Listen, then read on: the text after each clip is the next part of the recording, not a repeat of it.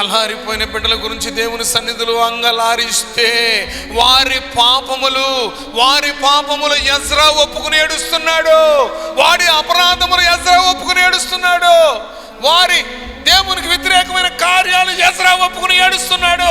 ఆత్మతో నింపబడిన వాడు, అగ్నితో అభిషేకించబడిన వాడు, రగిలించబడిన వాడు, ఒక్క బిడ్డ కూడా నశించి పోకూడదని తపన కలిగిన వాడు, రోషం కలిగిన వాడు, ప్రార్థనాపరుడు, సమర్పణ కలిగిన వాడు, దేవుడికి ఇష్టడైన వాడు, దేవుడు ఏర్పాటు చేసుకున్నవాడు అంగలారుస్తున్నాడు.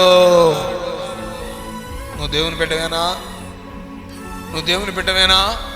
నీ తోటి బిడ్డ నశించిపోతుంటే, నీ తోటి బిడ్డ చల్లారిపోతుంటే, నీ తోటి బిడ్డ పాపములో కొట్టుమిట్టాడుతుంటే, అక్రమముగా, అన్యాయముగా, సాతానుతో, లోకముతో జతగట్టి దేవునికి విరోధంగా నడుస్తుంటే నీకు ఇష్టమేనా?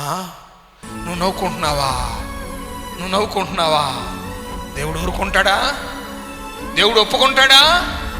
వాళ్ళని విడిచిపెట్టేసి నువ్వు బలలో చేయి వేస్తే, వాళ్ళని విడిచిపెట్టేసి నీ బిడ్డలను హక్కును చేర్చుకుంటే దేవుడు సహిస్తాడా? ఇదిగో తప్పిపోయిన బిడ్డల గురించి అంగలార్చే ఆత్మ నడిపింపు నీకుందా?